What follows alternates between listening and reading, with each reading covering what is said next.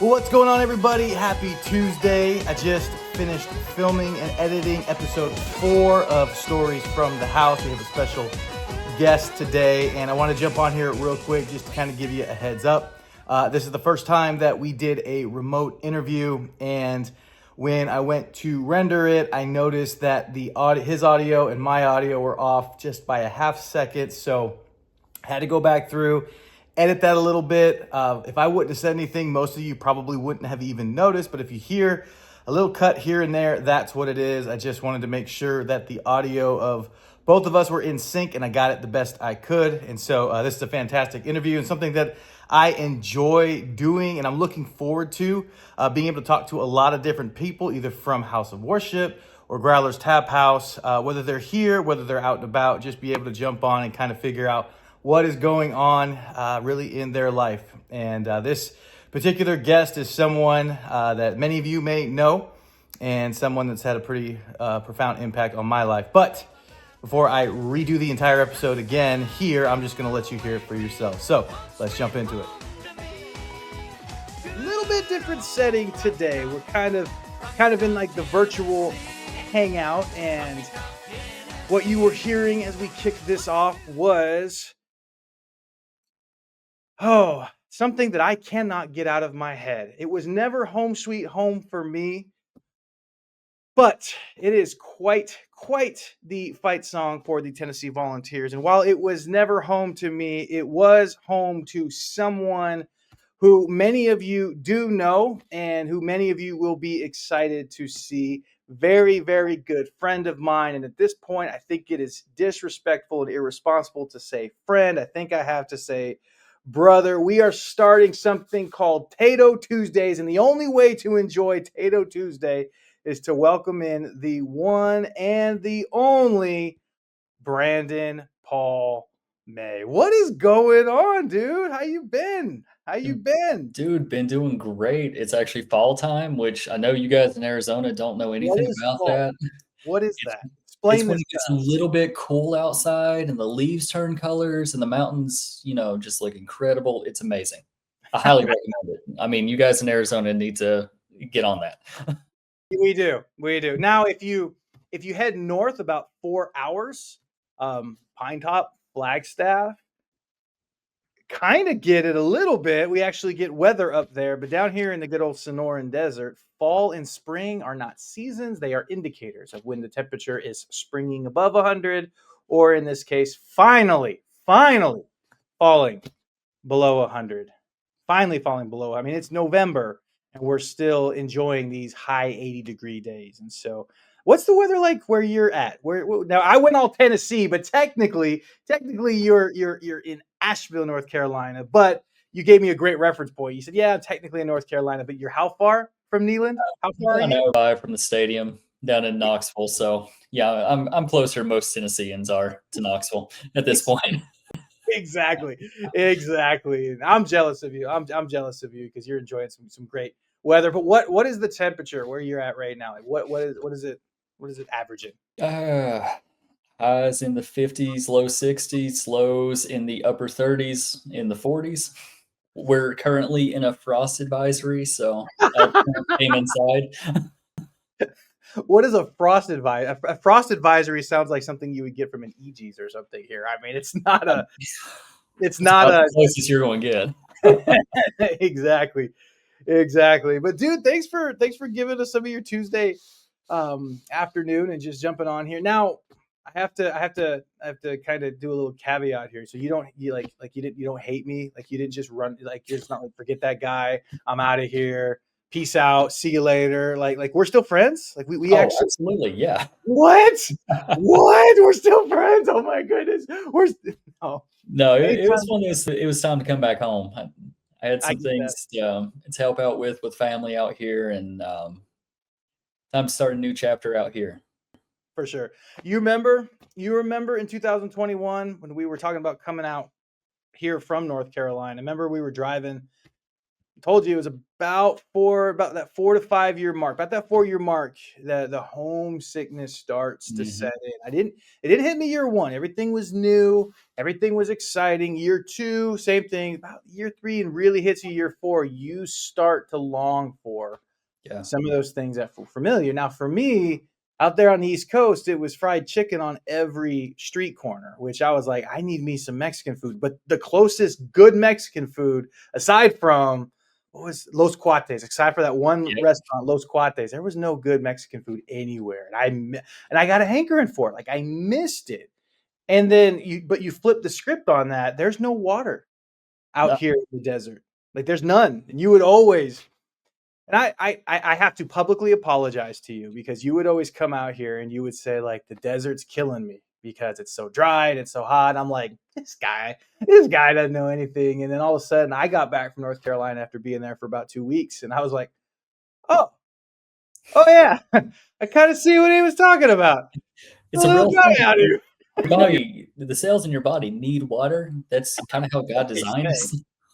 That's what they say. Energy drinks seem to be doing. No, I'm kidding. I'm kidding. You are right. You are. That's one thing I do miss about having you out here, man. Is I was in a lot better shape when you were around, and there were some days where I did not want to hit the gym, and I wouldn't. And then I'd see this guy come trouncing downstairs with a water bottle in one hand and a workout plan in the other hand, be like, "Come on, man, we're going." I'm like, "I want to go out. Come on, man, we're going." I miss that. I do miss that because I'm not in the gym as much as I was when you and I were living in the same house. And so, but I'm getting back at it. I am getting because Cam's doing. I think I told you he's doing ice skating right now. And Yeah. dude, ice skating's fun, but it's hard. But you got to have some serious core strength, lower back strength, leg strength to be able to like really Dude, do leg that. strength for sure. Yeah. I'd say you'll be gassed real quick if you don't. Oh, yeah. Oh yeah. So some of those workouts we did in the garage are starting to come back. I'm using more than just the bench and the dumbbells at this point. I'm kind of like, all right, start What? doing the different. No, no, no. Are you actually doing leg day? I'm not doing your leg day. Your leg day is stupid. Here's the Brandon Paul May leg day. Hey, you want to go do something stupid? Everything you and I ever did started with the phrase, "You want to go do something stupid?" Hey, it To was which fun though. it was fun. Why not? What are we doing? And you would say leg day. It's like, oh no, I ain't doing that. Because your leg day, your warm up to leg day is most high school programs leg day. I mean, you're doing exercise I'd never even heard of. And I thought I was pretty well, versed in the gym, but you were doing things I was like, what is that called? Like what you do what? I didn't even know the squat rack could do that. I'm not squatting. I'm not squatting, but I'm doing the leg curls. I'm doing the leg extensions. I'm doing the different types of lunges with the dumbbells. I do occasionally front squat, but I'll do it with the Good. dumbbell. I won't do it with the barbell yet, just because if I do, my lower back's toast. And I do want the leg press machine though at some point. But maybe one day that leg press machine will eventually. We were putting a little bit of money away, and oh, dude, you don't know. I Um, we're not a loser cruiser family no more. We're not a loser. We got you rid got of. rid of the van. Well, the timing chain on it was about to go, so I and that's told not you. I told you I had a feeling about that thing. you did. Oh, you listen You to did. And we were this is how it happened. So we were driving. I was actually taking Camden up to Phoenix. He's got ice time every Tuesday up there in Phoenix, and we've landed on Mullet Arena, which is where ASU plays. Which I wasn't pushing it on him, by the way. We did Chandler Ice Den. We did the Iceplex up there, or AZ Ice there in Gilbert. We did Mullet Arena, and now I'm not gonna lie. Of the three, I was like, oh, Mullet Arena, because it's where the Sun Devils play. It's where they play hockey, and I was like, this. But I didn't. I was good. I was like, buddy, what do you want to do? And he's like, oh, I like Mullet Arena. So that's our Tuesday ice time. We get up there. We get there super early so we can get in there, get out, and then we can do homeschool up there. Anyway, we're heading up there one day, and all of a sudden I start hearing the. Mm. I'm like, ooh, this isn't good. That's not good. That's probably a bad noise. I'd slow down, it would, and then I'd speed up. I'm like, oh crap, I think. And so, but this was like right before we left. And so I'm like, just get us home, just get us home, just get us home, just get. So we got home. And Mhm. then I said, hey, we need to get this taken care of. We need to get this looked at. But then we went to North Carolina for 2 weeks. Well, I'm not going to lie, I forgot about it. Came back, went to the next game, and I'm headed there in the van. I was like, oh, shoot. Oh, yeah, I forgot about the van. So we went, got it looked at, and they're like, it would cost as much to fix the timing chain as it would for you to trade it in or sell it. And so we were gonna go do the dealership thing, but dude, Carvana, Carvana. Yeah.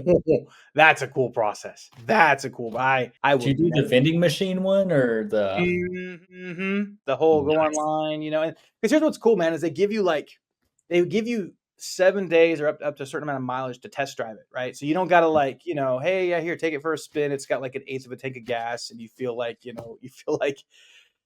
I don't know. I always felt like this has got to be what parole feels like. I think you're out driving their car, you're like, I can't do anything wrong. And what's nice about this is they hand it, they give you the car and you got like a week to drive it, so you can really take a look at it. And if you Mhm. don't like it, then they'll either bring your car back or you can get one of a similar make and model. You can do that up to 3 times before you kind of gotta make a decision. And so we got a Chevy Traverse. And so, me, I hate we don't have a credit card and I hate having car payments. So I did something. Actually, Disney and ESPN did something, but I did something. Oh, how are you surviving without ESPN? YouTube. I just somebody's airing something on YouTube. No, Hulu actually got me. Oh, Um, okay. Hulu saved me. So we have YouTube TV is no more. No more. Oh my gosh. There's no YouTube TV in our house. I will watch the game at Growlers.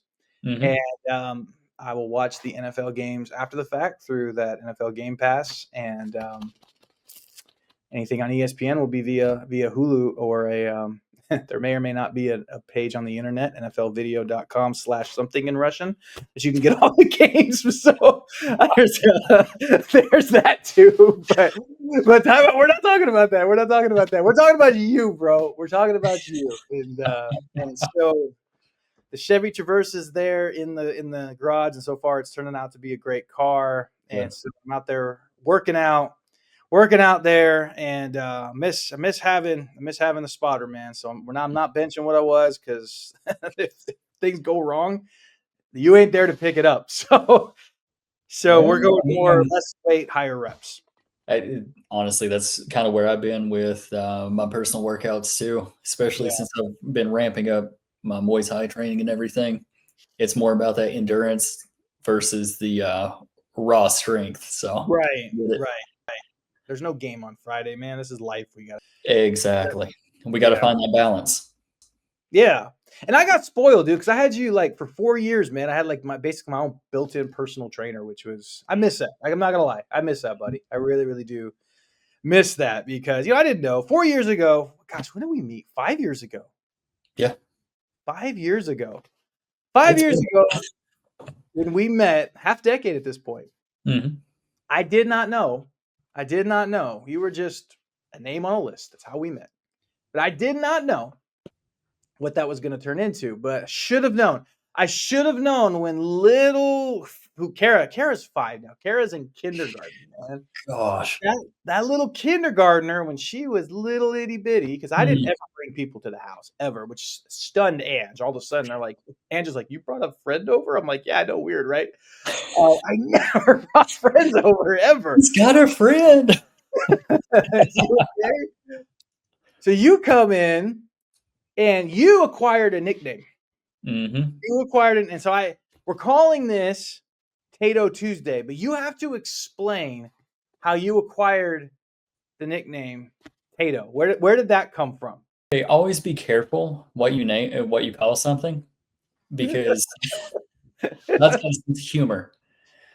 So this cute, precious little child basically was, in the stage of just being there, being a little cute potato, or just doing her little thing in a car seat or something like that, and not really moving, not really doing much. So I was like, that's a cute little potato. Look at her potatoing. And then she was like, how's the little potato doing? And then you just, do that for a year consistently. And then when they start talking, you end up, I mean, it's almost like they think you're a Pokemon. It's like, all I could say was Tato, so I became Tato. Nice. Yeah, Nice. and that's kind of stuck. Yeah, it has. Yeah, it has. Um, we've called you Tato now for about the last 4 years. You have been Tato, and she still calls you Tato. By the way, Mhm. she still. Remember we told her what your name was. She's like, "That's Tato. That's Yep. Tato." Oh, I I was like, remember that. yeah. I was like, I don't care how old this kid gets, she is never going to be able to call me anything other than Tato. Like, No, no. And then I we won't started answer to calling it. you I legit will not answer to it. Tato. No, no. And then I mean, shoot, that's I mean, literally, like we text sometimes, like we're in a group text. It's like, hey, what's Tato up to? I don't know. I don't know what Tato's up to, you know. So I haven't seen it. So let me check on Tato. Where's Tato? Or who has the brain cell? That's the Yeah, question. those are the two things that hit that group chat more than anything. Yeah. Actually, it's pictures of Chance right now in pumpkin. Oh Did you see gosh. that? So yeah, um, everybody having these cute little kids and everything. I tell you what, that's a picture that'll make you want to get married and have a kid. That had to have been probably the cutest picture I saw all year. Hmm. I mean, sitting there in the Oh, pumpkin with the little arms and the little legs, and it was a like little hat with the the little pumpkin pumpkin on it. hat. Yeah, Yeah. that was Especially, I mean, the miracle that baby is, oh man, years in the that making. that I tell you, at some point, and it's their story. Whenever they want to Mhm, share it, but exactly. there's. I mean, I remember 3 years ago, 4 years. I mean, they remember a lot longer than that. But I Mhm, mean, it's one of those. You look at them and you look at him and you see, this day, and 3 years ago, 4 years ago. I mean, that was, it was in faith saw this day. In faith saw that picture, and God is so good to have that come as a reality. And I hope at some point, I know, dude, right now they don't know what day it is. I remember, man. I remember when Candace was born. She was born in February, and all of a sudden, it's like the first memory I have is Mother's Day. It's just like, and that was only because we were forced to come outside. So it takes a minute, but when life slows down, man, I really hope mhm. to somebody else needs to hear their story because Oh, that's 100%. it's a great story. It couldn't have happened to two better people, and Mhm. just the faith that they had. It's fantastic. It's pretty cool. It's pretty cool. I remember someone saying that God restores things better than what they were before. He doesn't take them back to to the state they were before He steps in, but He brings them back better. That's And fantastic. this is proof. Better. This is better. This is that name. It's Second Kings. If you're looking for the Mhm. reference, Naaman, his arm was not restored back to normal. It was restored to that of a newborn child, and that is the heart of God. That God doesn't restore things back to normal; He makes them back to better. Back Mhm. to better. Speaking of helping people not necessarily get back to normal, but maybe get back to better. You've gotten involved in a little something something out there in Asheville that I think is right up your alley. We kind of flirted and we kind of talked about it a little bit um, early on, but something that kind of started kicking and stirring in your life, that kind of a yes that God's invited you to walk in and say yes to. Why don't you tell us a little bit about what's going on in your world out there in Asheville? What do you got cooking out there? Yeah, and it's going to be something that expands outside of Asheville because it's going to be helping people wherever they are. Um, so with the lead up, with all the training talk that we've spoken of so far, and then the bit about restoration, I'm kicking off an online coaching. I'll be doing some in person as well out here in Western North Carolina, but the whole focus on this is to get people back to better, to restore what they thought was lost, or to believe for the first time in something that they never had the capacity to believe for before.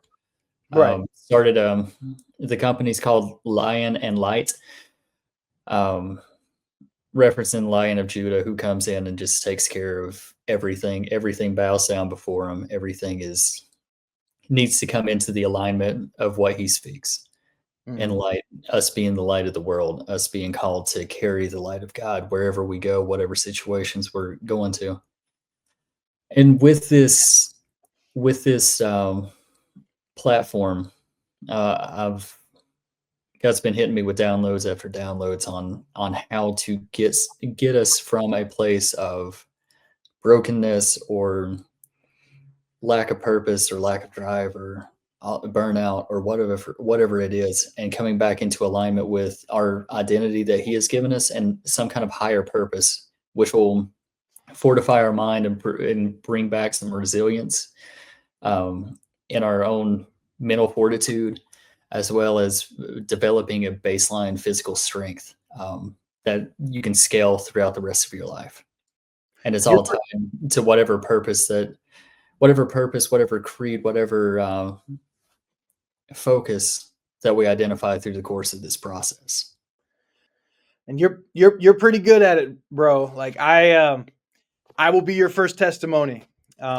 Before this is not something that you do as a result of something you started, man. This is just kind of who you are. Mm-hmm. I remember about 4 years ago, when I had a little opportunity and I felt like God was leading me out there. That's a hard mental hurdle to get over. And you were very much in my corner going like, hey, if God's inviting to you this, He's equipped you. Mm-hmm. Let's start digging into why this would be a good idea, why this wouldn't be a good idea.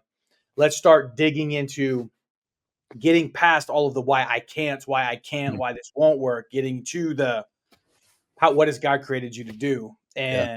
And not even just getting there. I mean, that was a big hurdle, but then even the being there, like, I mean, I don't know. I hope you don't charge interest, but man, you know what I'm talking about. I lost track. I mean, I should have had a better accountant for that time. You could have made some bank on some counseling sessions, because I would go in there and just lay on the couch or the futon there.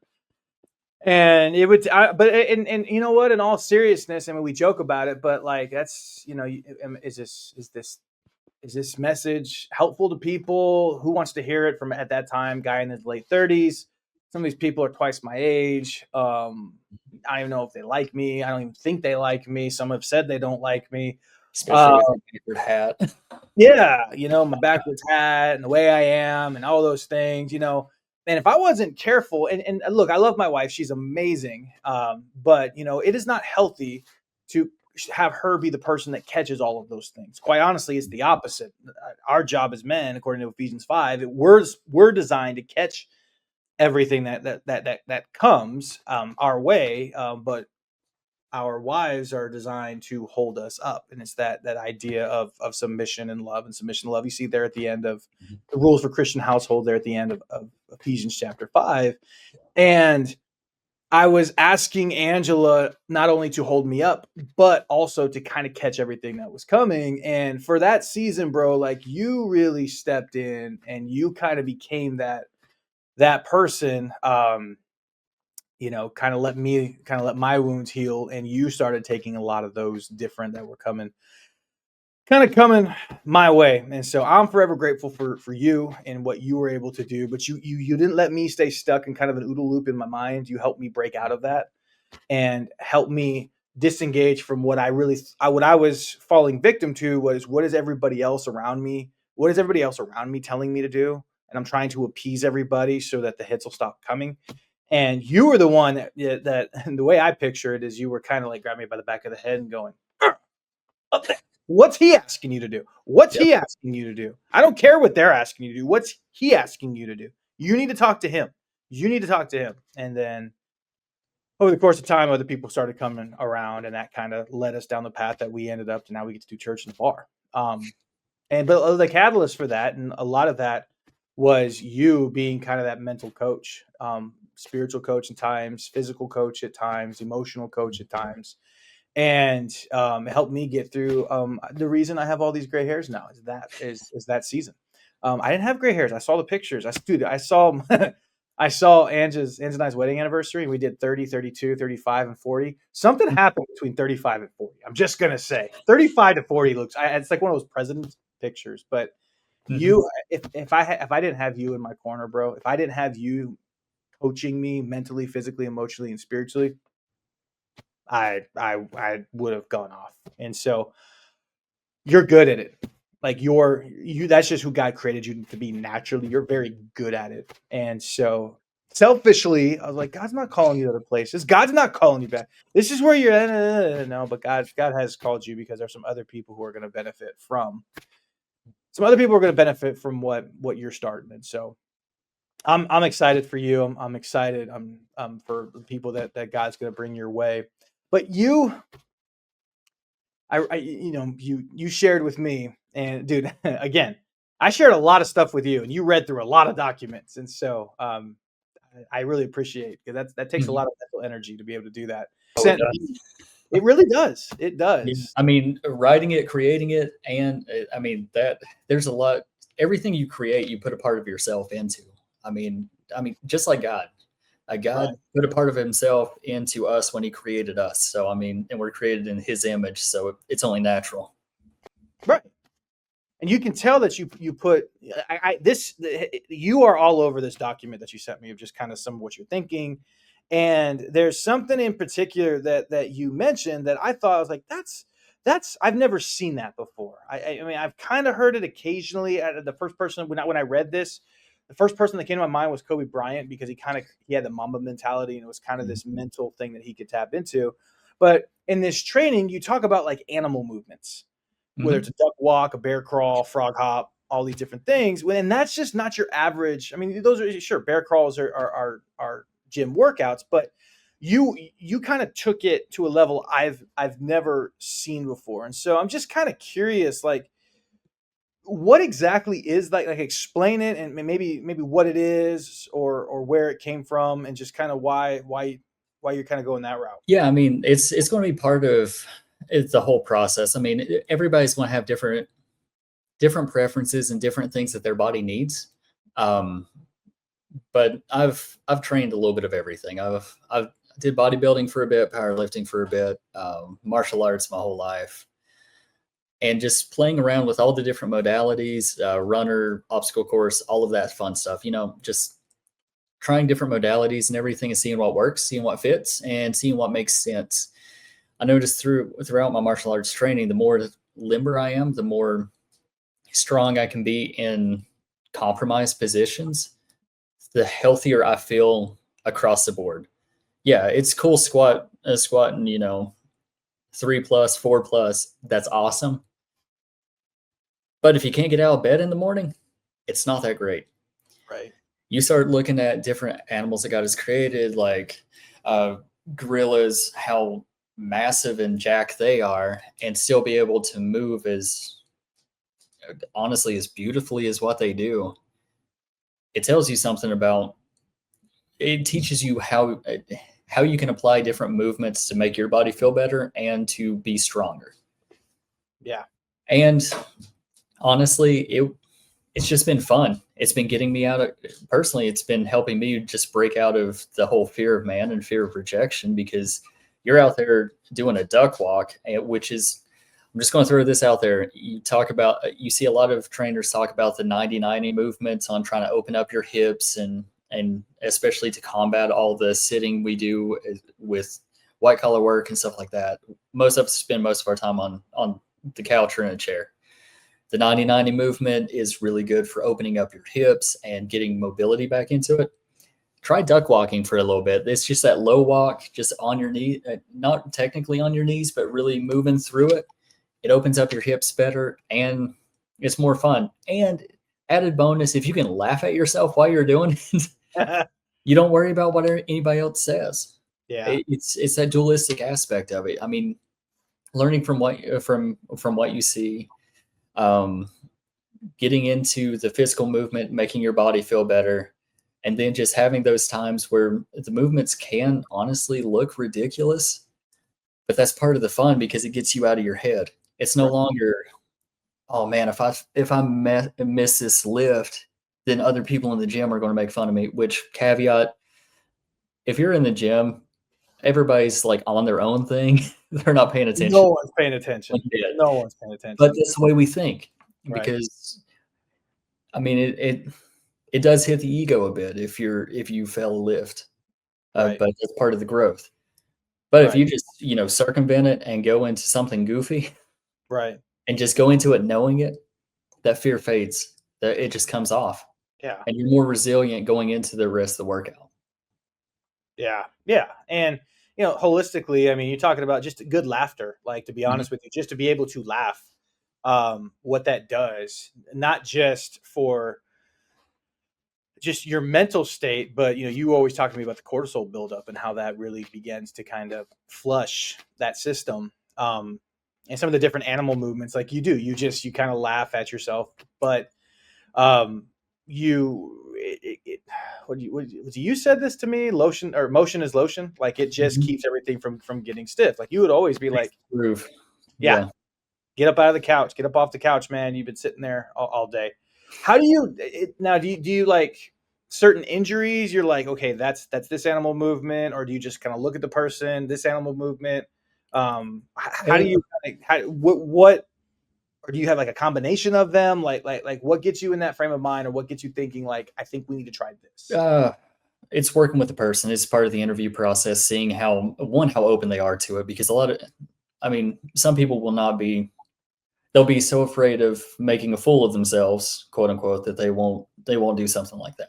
Right, Which we'll start with something more conventional, more dynamic stretching, more traditional lifts and stuff like that, and kind of ease it in with wilder workouts like Turkish get ups and um, clean and press and stuff like that to kind of emulate those similar movements.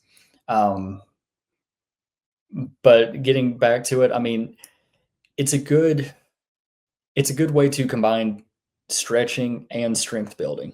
right, S- So, as part of the interview process, if they're open to it, I'll take note if they've got a lower back thing. So if they've got some sciatica or something like that, I'll have them perform a few of them because a lot of it will be healing to it. It'll help realign the body and strengthen underutilized muscles. right, So, like, think your lower abs, think your glutes. It'll help fix the tight hip flexors, which cause a lot of the hip imbalances. right, Uh, so that's where the duck walk would come in. If you're careful and you do it correctly, it's the monkey movements is really good for loosening up the shoulders. right. If they do have a prevailing shoulder injury, we wouldn't jump straight into like a crab walk. You remember crab walk? You remember doing that in like second grade? Oh yeah, Like oh these yeah, little kids going, try yeah. doing it right now. Like it'll humble you really quick. You know how I know? I got out in the yard when I started going down this path and I started doing it. I was like, oh no. Oh no, I used to be able to fly with this, or same with bear crawls or any of these other things. Uh, Right, and then basically, I want to get people to a place where they can restore that it's a natural movement because I don't want people to be, in their 60s and 70s not being able to get up off of a chair without, support. I want right, them to still be able to get into that deep squat position that a lot of the world naturally sit in. I want them to be able to get up off the floor. Like God forbid someone falls. I want them to be able to get up without, you know, I don't want them to be laying there for 2 or 3 days because they fell and their phone's in the kitchen. that's dude. That's a real story, man. I used being a cop for a long time. We would do these check welfares, and I mean that's no joke. You Mhm. you go to the house, you knock, and you can hear somebody inside, and they're screaming help, and you finally just gotta, if you can't find a key holder, you kick the door in. Mhm. And you go inside and they're in the kitchen, you'll find someone laying there and they've been there and they're in a pool of sweat and sometimes they're bleeding. Just because, and then with the one case I'm thinking of right now is just one of the ones that stuck out to me was this poor guy sat there. for 3 days. For 3 days, he laid there on his kitchen floor and he could not get up. His phone had died. Mhm. And here, you know what the interesting thing is he had just had family over maybe a half an hour beforehand. Half an Oh, hour beforehand, he had just had family over, and he had tripped over one of the grandkids' little cars or whatever, and he fell down, and he could not get back up. And that poor man laid there for 3 days until we finally were able to get there and pick him up, and had to go to the hospital, and he had some injuries from the fall, and then just being in that condition. And so, like, what you're talking about is no joke. What you're mm, talking about is not a fictitious scenario. It happens in everyday America in the same neighborhoods and the same places that we drive by and we live and we operate in every single day. That happens. That is not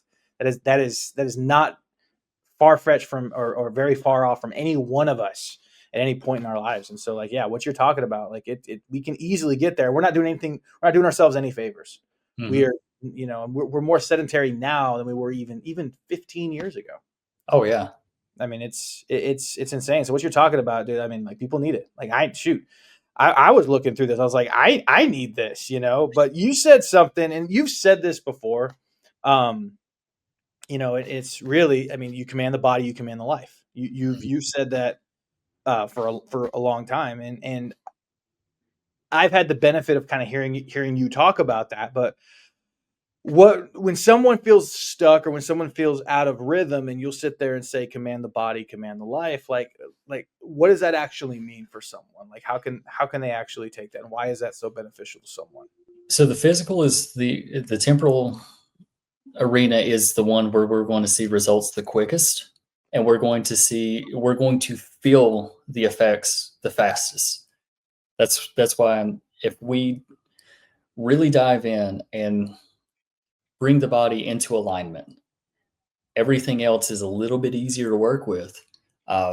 Your mental state will naturally improve as you enter into an exercise program, because the neurochemicals in your brain are going to start regulating. The hormones throughout your body are going to start regulating. You're going to start feeling better. There's been countless studies at this point showing the correlation and, I guess at this point, the causation of movement and a properly functioning brain and hormonal system. Right. So you get out, well, shoot, about everyone knows this. You go out for a run, you get that runner's high, right? Oh And yeah. it's wonderful. It almost offsets how bad running is. Almost. Almost. Almost. But no, it's in all seriousness, that experience, how after a run or after a good workout, how things just seem clear, Yeah. how problems that were big problems before you decided to take that step to do the workout, they don't seem to be as all encompassing as what they were before. Yeah. Your body's starting to self-regulate, starting to get back into alignment, starting to get it to do what it's supposed to do. Yeah. And it gives you the ability to solve problems in a better way because your mind's going to be clearer. Your body's going to feel better than Yeah. where you were just sitting on the couch, numbing your mind, watching hours and hours of TV, Yeah. because that doesn't solve anything. Movement will help you solve this. Yeah. And then take it a step further. You start implementing discipline into your routine, and you start training your body on schedule and things like that. You Yeah. start to you start to show up for yourself, which improves your mental state. You start aligning your will, aligning your words with your actions. Yeah. So you no longer have cognitive dissonance, which leads you down to anxiety and depression. This gives you an ability and an outlet to make promises and follow through with them, and really secure that identity within yourself. And once you're able to do that, problems don't seem as bad as what they were before. Yeah. Um, Everything's figure outable. Even harder events in life, they don't take you down quite as far as what they did before. Yeah. Well, that's something you always said. You were big on discipline. You were big on well, not only were you big on discipline, you were big on worship. And And you would always correlate the two. You would always say one of the best forms of worship, which is the way we live our life, which is the way that we honor God, is discipline. It's taking inventory of the time that we've been given, the resources that we've been given, what we can do, and you say that all the time. Discipline is worship. Discipline is worship. I can count. I mean, I can't count. I actually the times, as you have said, discipline is worship. And you know, a lot of times these things that we tell people or these things that we embody, they come from an experience that we have. We always tell people, sometimes experience is the best teacher. And I think in this case, this was kind of how it showed up in your life. But like when you say discipline is worship, like how did that become real for you personally? We'll put it this way. Think of a worship service, think of the music and everything. The entire focus on it, the entire purpose of it is to set our focus and meditate on God. Right. That's why a lot of worship music is repetitive. It's repeating the same phrases over and over and over again to get really into your through your head into your heart and really solidify that belief within you, where Right. you're solely fixated on God and you no longer have the distractions of the things of this earth. Discipline can get you there because it's also it's that focused intention on something. Brother Lawrence, old monk back in, I want to say the 1500s, maybe 1400s. His entire life was worship, is how he saw it. He washed dishes and cooked meals for the monastery. Mm. But he did everything as an act of worship to God. His focus was praying and talking to God while he did things. Discipline is a way we can get to that same point because whether it be religious rituals such as, I use that term just to classify, not saying that it's religious or bad or anything like that. Right. Um, Fasting, a time, a dedicated time of prayer and worship. Once you have more structure to your life, you're less drawn by whims. Because if Mhm. you pursue every pleasure in your life, if you do everything that you want to do when you want to do it and without regard for anything else, you're on the fastest track to ruin. You're Now you sound like Solomon. I was about to say that's one point there. Uh, but also I strongly believe that we as humans are designed to worship. Whether Right. it's worshiping our pleasures, worshiping our comforts, worshiping our even just take it the other way, going worshiping discomfort and asceticism and stuff like that can also be just as detrimental as pursuing pleasure because it comes back to the intention of why you're doing these things and where you apply your worship. If it is, I want to be healthier, I want to have a more resilient mind, if I want to to discover and walk out the identity and the purpose that I have for my life, which being a divine creation, being um, created by God. He placed a piece of himself inside it, and he wants us to commune with him. He wants us to interact and do things with him. If our focus is to get to that point, it's an act of worship. The structure helps get you there. And when I talk about structure, when I talk about discipline, I'm not talking about the rigidity of, oh, I'm going to wake up at 5 a.m. every morning. I'm going to take a cold shower. I'm going to do X, Y, and Z. Because if you don't have room for error, if you don't have room to bend a little bit on those things, you will not be consistent. Right. Or you'll be so robotic that if God does speak to you and wants you to do something a little bit out of order, a little different, you'll be worshiping your routine and not what God wants you to do. Yeah. So discipline is not necessarily the rites and the routines that you do. It's really getting yourself into a place of hearing God, of searching for God, of seeing things how God sees them. Yeah. And everything else flows from that. Yeah. No, that's. I mean, you. That's you were.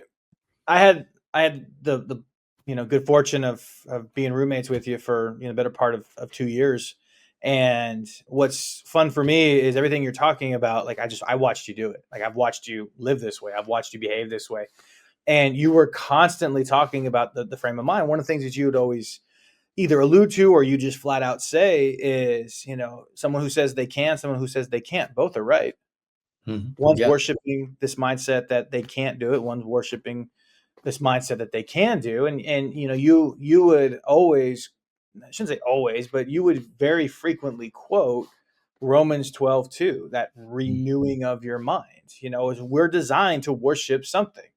And our minds, if without God intervening, are going to worship pleasure, are going to worship anything that's going to ruin us. And when we renew our mind, change our mind to what God says and getting in line with his will and getting and following him, it's that act of worshiping him. And I love what you said, that we don't worship our routine. We get so into, I run this day, I wake up at this day, I do all those things. And it's like, yeah, but what if God is actually inviting you into to fix a problem? You would always, remember, man, I miss these, dude. I miss these. Occasionally we would, you want to go to the Dollar General? We'll get, or no, you'd always say, you want to go get some caffeine? Oh yeah.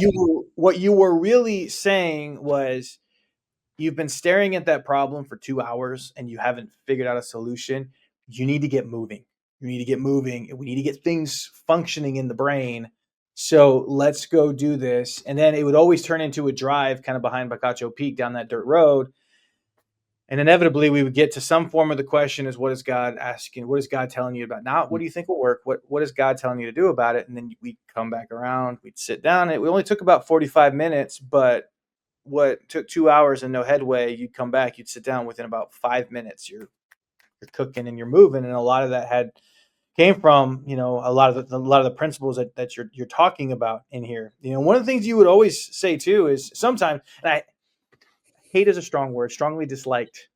You would always say, I'm side, let's get together at 5 o'clock. All right, cool.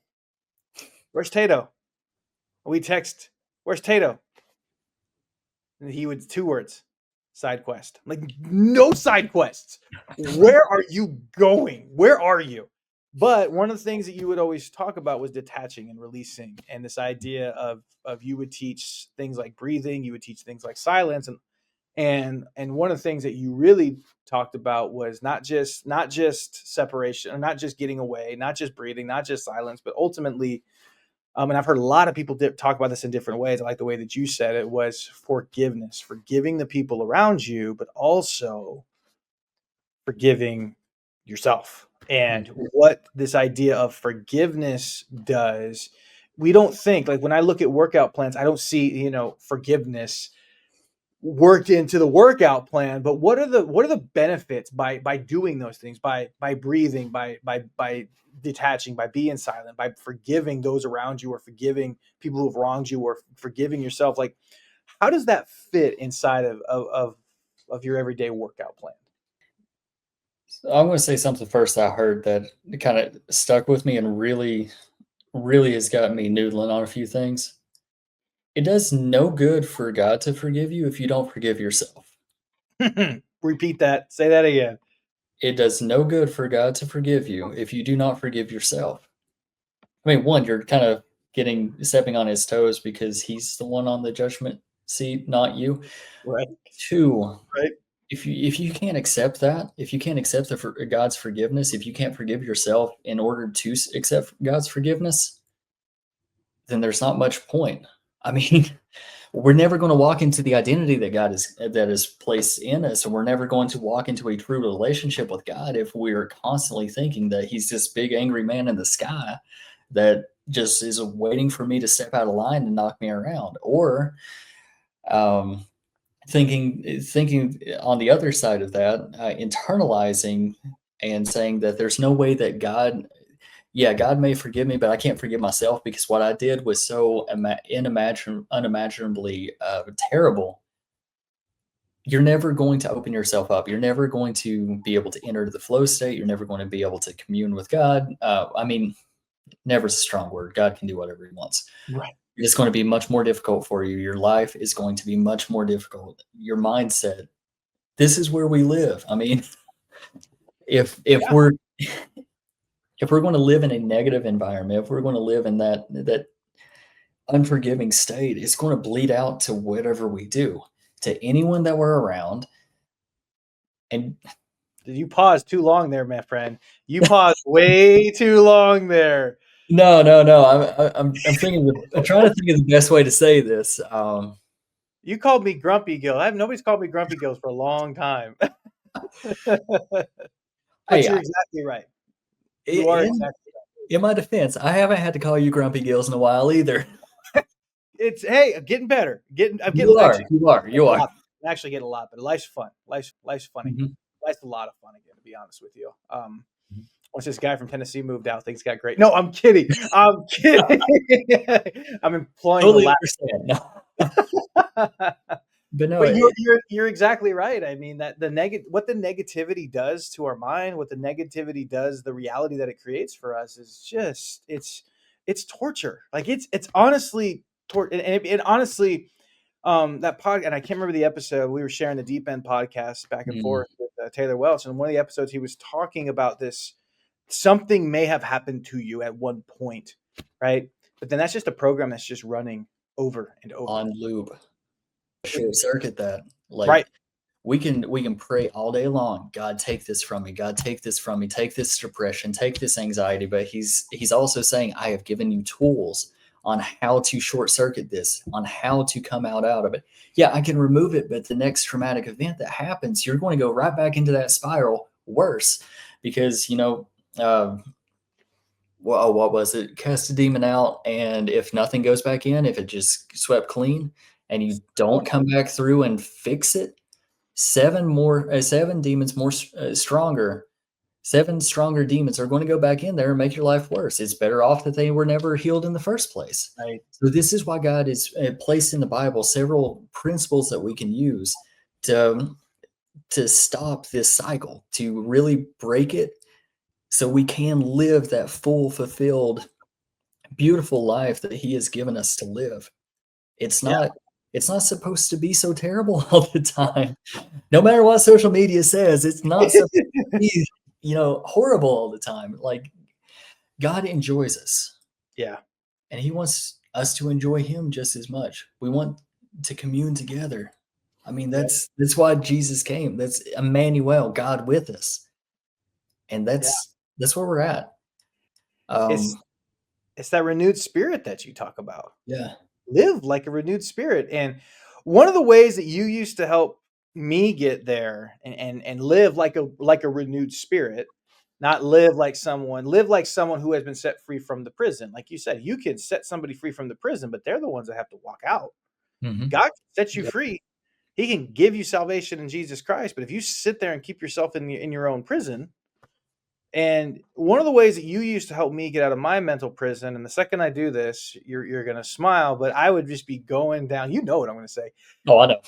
Going down this mental spiral, and you would just sit there and you would just give me three. I Yep. want yeah, that's right. You Ninja Turtle it. I want three positives. Give me three positives. I used to, I used, I used to get so angry at you, but you know what it did? And it was a hard jolt, but it stopped the spiral. Mhm. It stopped the spiral. Three And it positives. started reprogramming. Yeah. It didn't just stop it, it started reprogramming, especially since those 3 positives were directly in relation to what you had just said. If Yeah. it had been something about yourself, about, um, "I'm so stupid," or "I feel dumb with this," 3 positives, and you talked about your intellect, you talked about your ability to hear from God, you talked about, the ideas and the creativity that flows from you, things like that, and that short circuits and reprograms at the same time. And the more you get in a habit of that, the more you're able to do it on recall, on um, not on routine, but basically use that negative thought as a trigger. It's not going to last long. The Right. thought's not going to be last long, and then you'll get to a point where you can just laugh at it. Like one Yeah. of those negative thoughts come in your head, and you're just like, "Really? I know Trying to better see than it this." today. Yeah. Yeah. And Yeah. it was insanely helpful. It has been insanely helpful. I mean, even to this day. Um, Angela, don't listen to this part. Um, but no, I honestly like even to this day, if I'm going down a spiral, I will say three positives. I will to break that cycle and reprogram. Because I hit 40, man. Like I hit 40 and 20 didn't bother me. I didn't care about 20, Mhm. 21. I didn't care. 25, 20, 30, 30. None of the birthdays I didn't care. 40 messed with me. 40 was I was like, oh my gosh, I'm 40, and it kind of I had to do some inventory. Honestly, I had to kind of look at some places in my life, and I remember some prayers I said to God, some of the things that I looked at because I'm like, you know what, I thanked God for everything that He had already done, but I was looking forward to kind of what's ahead. And the visual picture that I got, there's a really cool exhibit at the Pro Football Hall of Fame. You can go in there, and they've got kind of like this hologram type thing, and it's Joe Namath, and he talked about kind of like this halftime speech, like this halftime, hey, whatever brought you here, like it's and it was supposed to be this encouraging thing of go back out into life, and I've always took that visual image, and I was just kind of brought to mind when we were talking about this and some of the things I was reading through. And so if I could put you in the locker room of someone's life who has listened to this, and they wherever they are, it's halftime for them, or wherever they are, it's kind of a timeout for them. And they've played a lot of life, but they still got a lot of life left to play. There's still a lot of time left on the clock, and if you were to give them some speech, if you were to give a halftime speech to someone's soul, what would you tell them? Be here now, right now, in this moment. Feel what you're feeling. It's okay, whatever it is. But no, our brains are designed to keep us alive. That means it's kind of a jerk sometimes and is going to replay the negative things that could have hurt us, that could have harmed us. Back when we were, intense and stuff like that and out with the wild animals, that was great. Because who knows if the way that Bush is wrestling could be a tiger out there, it could be a lion, could be a bear, something that could legitimately kill me. And so it programs wrestling bad, wrestling high alert. It's not where we're at now. It'll keep those negative things on loop so you stay alive. But what if we did something new? You know you're safe. You know you're covered. You know you're taken care of. Let's focus on go back into those life experiences and see where it went right. See what actually worked and focus on those. Focus on the pure things, the noble things, the praiseworthy things in this moment. Now come back here. We're here in this locker room. We're taking this step. Breathe. Because we need to center. We need to have that balance before we get back out there. Because there's going to be, let's face it, there's going to be some things that are going to go sideways real quick in a negative way. But there's also going to be some things that are beyond anything we can imagine going forward.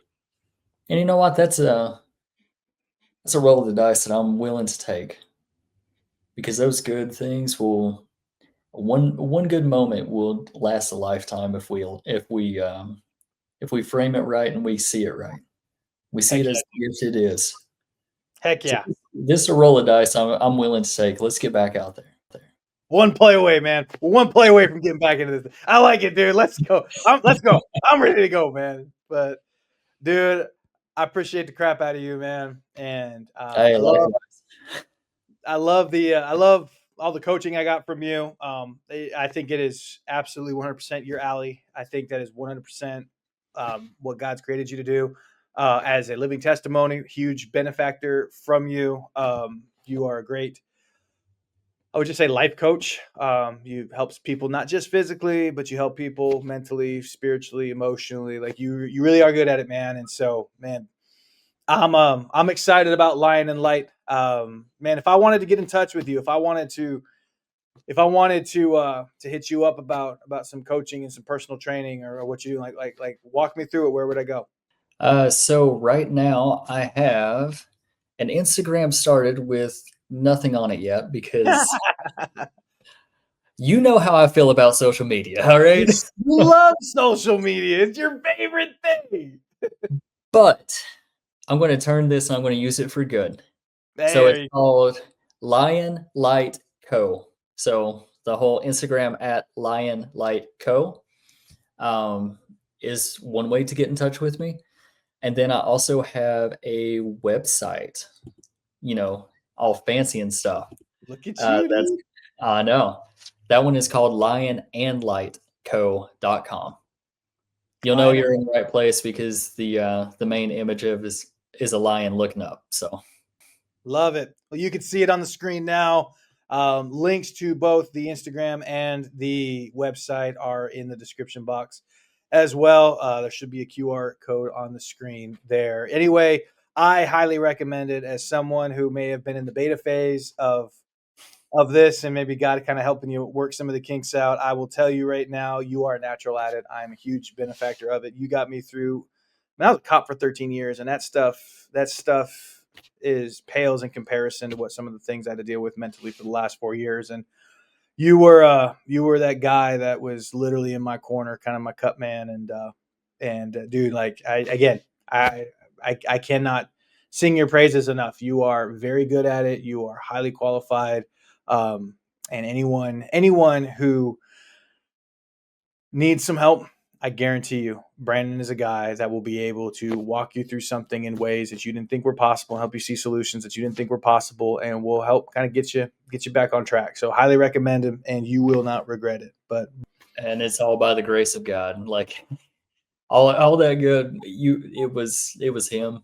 So he walked he's me through it first, and I'm here to help other people walk through it as well.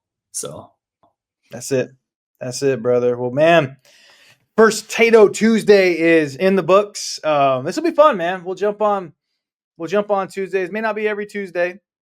Sometime life gets in the way, but man, we'll jump on to kind of see what's going on in Tato's world out there in Asheville, North Carolina. And I don't know, man, maybe one day we'll do an in-person live episode. I'll be out your way beginning of December. Wade is going to be, I don't have, the audience isn't big enough. Nobody's going to see it.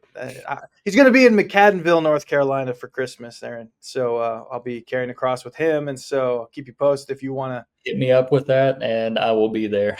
Love it. I love it. So we'll pass across there, and maybe at some point we'll do a live Tato Tuesday coming to you from Christmasville, USA, McAdenville, North Carolina. But this is gonna be fun, man. It's a great way to stay in touch. It felt like hanging out in the truck again, or sitting downstairs, just shooting the breeze. And but man, it's a lot of fun, dude. But miss you like crazy. Stay safe out there in Asheville. Go Volunteers. You watched any Tennessee football lately? Bad thing is every time I've watched, they've lost, so I refuse to watch. I just listen to it now. So I listen to the Vol Network. Yeah. Your guy, man. Your guy in the Ball Network. Yep. Yeah. I haven't watched a whole lot of football. Not gonna lie, I haven't watched a whole lot of football. It's just been at the tailgates. Dude, when you come back to Tucson or Phoenix up in Tempe, there's a tailgate spot. It's solid. You can actually see the whole Jumbotron from the parking garage. And I'm like, Oh, no joke. that might happen. That might happen.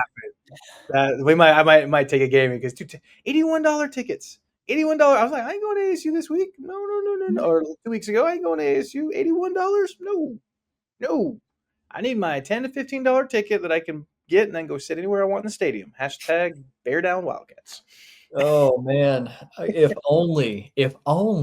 What are tickets going in Neyland? Any idea? What's a Tennessee Volunteer ticket going for? So I got on Facebook Marketplace the other day, and they were $200 a piece for the Oklahoma game. I mean, given it's a night game, it's Vols at night. It's going to be Balls at Night's pretty cool. It's freaking amazing, but oh my gosh, and they weren't even great seats. Yeah, they were probably like way up there. The top part of the stadium. Yeah, for $200, man, that's safe from me. But bro, miss you. Have a great rest of your Tuesday, and we'll talk soon. Hey, you too, man. All right, peace, brother. Peace, May.